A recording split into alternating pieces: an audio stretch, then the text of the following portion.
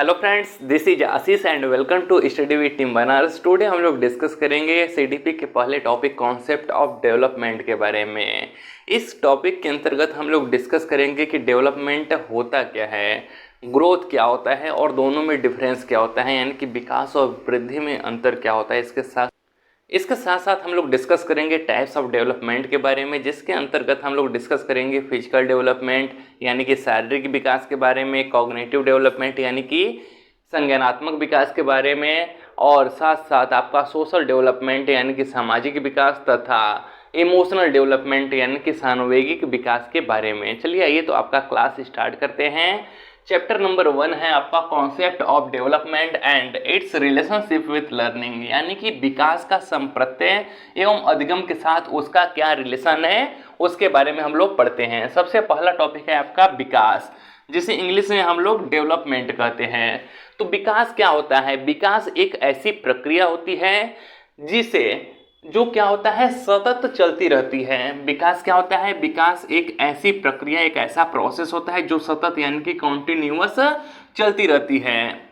अगर हम सतत की बात करें कि सतत क्या होता है, तो सतत का अर्थ होता है निरंतर चलते रहना, कभी भी रुकना नहीं और पीछे कभी भी नहीं मुड़ना। ठीक है, सतत का मतलब क्या होता है? जो निरंतर चलता रहे। ठीक है, तो विकास एक ऐसी प्रक्रिया है, सतत चलने वाली प्रक्रिया है, कॉन्टिन्यूअस प्रोसेस है, तथा जिसमें परिमाणात्मक यानी कि क्वांटिटिव एवं गुणात्मक यानी कि क्वालिटेटिव परिवर्तन दोनों सम्मिलित रहते हैं। ठीक है, तो विकास एक ऐसी प्रक्रिया है जो सतत चलती रहती है तथा जिसमें परिमाणात्मक एवं गुणात्मक दोनों ही परिवर्तन सम्मिलित रहते हैं।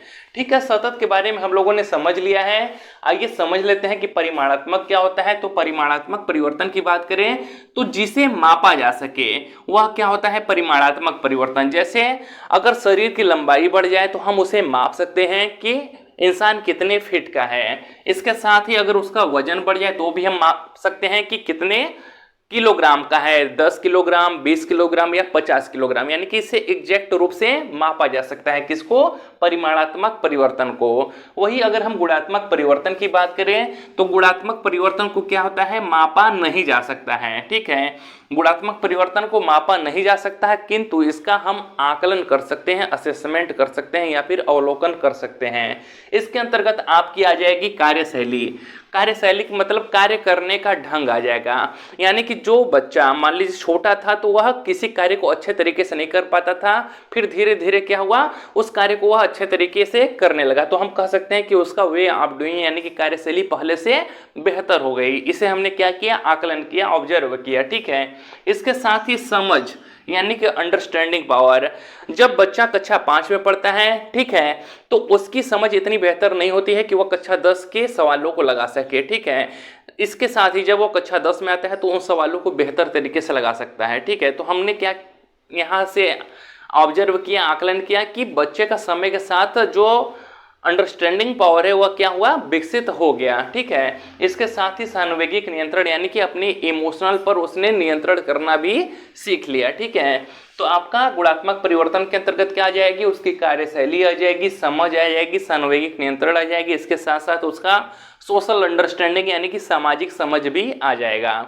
ठीक है दोस्तों, तो विकास क्या होता है? एक ऐसी प्रक्रिया होती है जो सतत चलती रहती है। यहाँ से देखिए आपके किस प्रकार के क्वेश्चंस पूछे जाते हैं या फिर प्रीवियस ईयर क्वेश्चंस पूछे गए हैं। ठीक है, डायरेक्ट आपसे पूछ लिया जाता है कि विकास कैसी प्रक्रिया है, कॉन्टिन्यूअस प्रोसेस होता है या फिर डिसकॉन्टिन्यूअस प्रोसेस होता है, यानी कि सतत प्रक्रिया होती है या फिर असतत प्रक्रिया होती है। तो आपको टिक लगाना है कि विकास कैसी प्रोसेस होती है? सतत प्रक्रिया यानी कि कॉन्टिन्यूअस प्रोसेस होती है।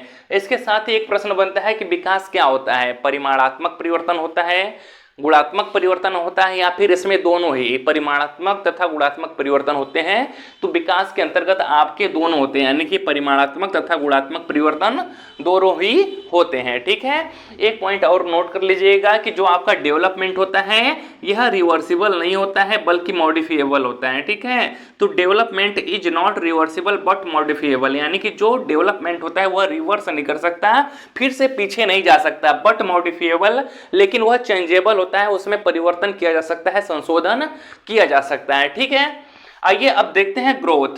वृद्धि किसे कहते हैं? तो वृद्धि एक ऐसी प्रक्रिया है जिसमें केवल मात्रात्मक क्या होता है, केवल मात्रात्मक परिवर्तन होता है, यानी कि इसमें केवल क्वांटिटिव चेंजेस होते हैं। अगर हम क्वांटिटिव चेंजेस की बात करें तो वृद्धि जो होता है वह सामान्यतः शारीरिक परिवर्तन से संबंधित होता है। ठीक है दोस्तों, वृद्धि आपका किससे संबंधित होता है? शारीरिक परिवर्तन से संबंधित होता है, जबकि विकास आपका क्या होता है?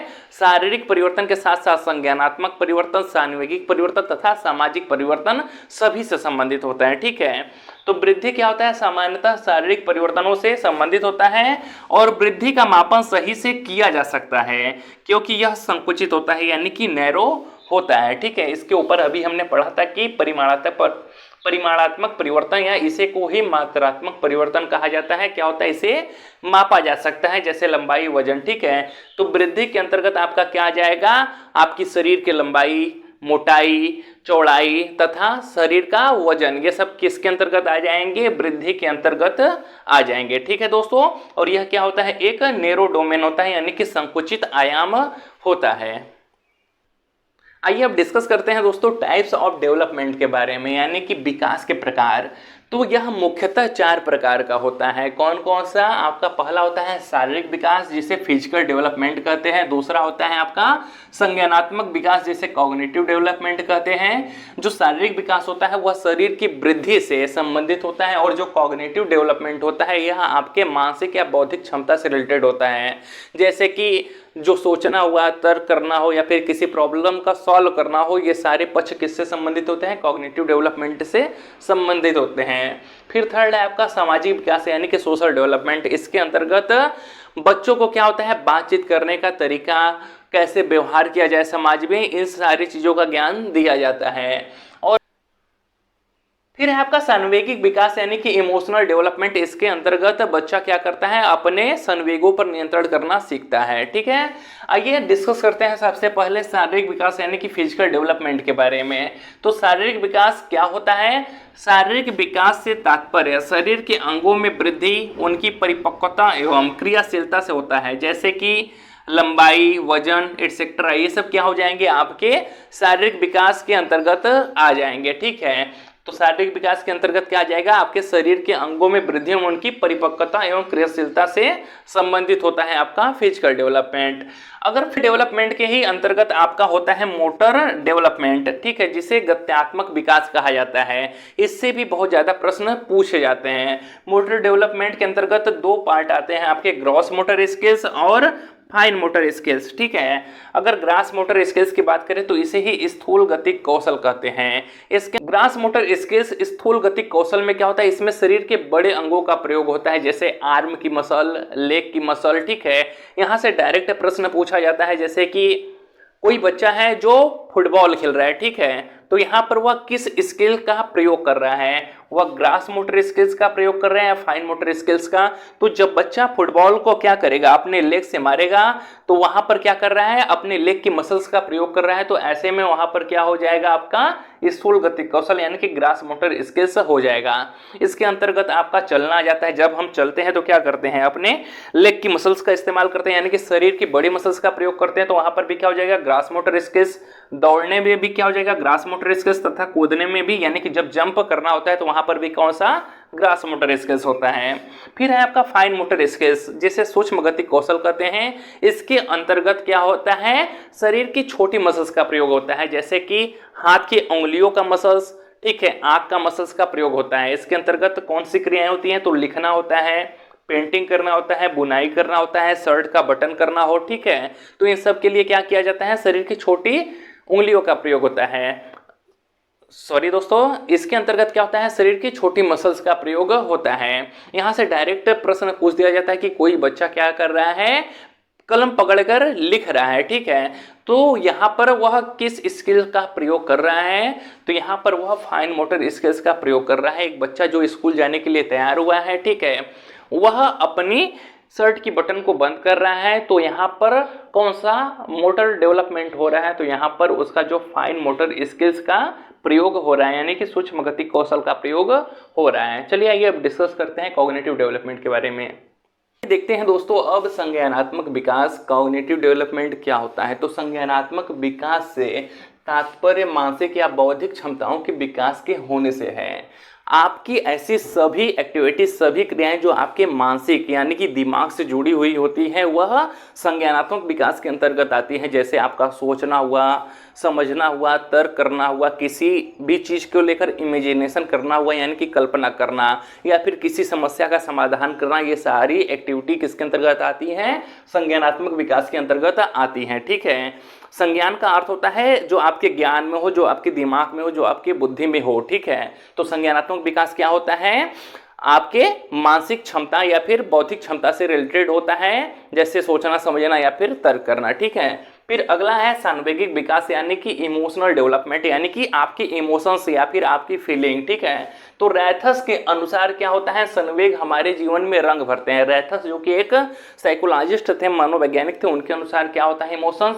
इमोशंस हमारे जीवन में रंग भरते हैं। अगर इमोशंस हमारे अंदर ना हो तो हम एक रोबोट की भांति हो जाएंगे, अर्थात ना तो हम खुश होंगे, ना ही हम दुखी होंगे, ना ही हम हंसेंगे, ना ही हम रोएंगे। ठीक है, हर एक कंडीशंस में एक ही प्रकार से कार्य करेंगे। ठीक है, तो इमोशंस क्या करते हैं? इमोशंस कलर्स अवर लाइफ, यानी कि इमोशंस हमारे जीवन में रंग भरने का कार्य करते हैं। इमोशन से रिलेटेड दो इंपॉर्टेंट पॉइंट है, उसे देख लीजिए कि emotional development is about managing your emotions, यानी कि इमोशनल डेवलपमेंट क्या करता है? आपके इमोशंस को मैनेज भी करता है। ठीक है, फिर है इमोशंस एंड कॉग्निशंस और इंटर रिलेटेड, यानी कि जो आपका संवेग है और संज्ञान है, यह क्या होता है? एक दूसरे से अंतः संबंधित होते हैं। यहाँ से बहुत ही ज़्यादा प्रश्न पूछा जाता है कि जो आपका इमोशंस है और कॉग्निशन है, ये क्या होता है? एक दूसरे पर इंडिपेंडेंट, यानी कि एक दूसरे से इंडिपेंडेंट यानी कि स्वतंत्र होते हैं, एक दूसरे को प्रभावित नहीं करते हैं, या फिर एक दूसरे पर डिपेंडेंट होते हैं, या फिर एक दूसरे पर प्रभाव डालते हैं। तो यह एक दूसरे पर डिपेंडेंट होते हैं, यानी कि इंटर रिलेटेड होते हैं, अंतः संबंधित होते हैं। जैसे एक कहावत है कि अगर आप बहुत ही ज़्यादा इमोशनल होते हैं तो उस टाइम पे आप कोई भी डिसीजन मत लीजिए। क्यों? क्योंकि उस टाइम आपका जो संज्ञान है वो अच्छे से कार्य नहीं करता है, यानी कि आपके सोचने, समझने, तर्क करने की शक्ति उतना अच्छा, बेहतर नहीं कर पाते हैं आप, जब आप बहुत ही ज़्यादा इमोशनल होते हैं। ठीक है, तो याद रखिएगा कि जो आपका इमोशंस है और कॉग्निशन, ये क्या होता है? इंटर रिलेटेड होते हैं, अंतः संबंधित होते हैं। फिर नेक्स्ट है और लास्ट प्रकार है कि सामाजिक विकास, सोशल डेवलपमेंट क्या होता है? तो सोशल डेवलपमेंट के अंतर्गत क्या होता है? समाज के अंतर्गत निहित नियमों का पालन करवाया जाता है, यानी कि हर एक समाज का अपना कुछ नियम, कानून, कायदा होता है। ठीक है, जिसके अंतर्गत ये बताया जाता है कि किस प्रकार से बातचीत करना चाहिए, किस प्रकार से बिहेव करना चाहिए, व्यवहार करना चाहिए। ठीक है, तो इसके अंतर्गत क्या आ जाएगा? सामाजिक विकास के अंतर्गत ही आपका मोरल डेवलपमेंट भी आता है। ठीक है, तो मोरल डेवलपमेंट क्या होता है? इसी से संबंधित होता है। इस वीडियो में हम लोगों ने डिस्कस किया दोस्तों डेवलपमेंट क्या होता है, ग्रोथ क्या होता है, साथ में ही टाइप्स ऑफ डेवलपमेंट के बारे में, जिसके अंतर्गत हमने physical development, social development, emotional development तथा आपका कॉग्निटिव डेवलपमेंट के बारे में डिटेल से डिस्कस किया। ठीक है, अभी ये इस टॉपिक में जो बचा हुआ है आपका वह है स्टेजेस ऑफ डेवलपमेंट, यानी कि विकास की अवस्थाएं। ठीक है, जिसे हम लोग नेक्स्ट वीडियो में डिस्कस करेंगे। अगर वीडियो अच्छा लगा हो तो वीडियो को लाइक और चैनल को सब्सक्राइब करिएगा।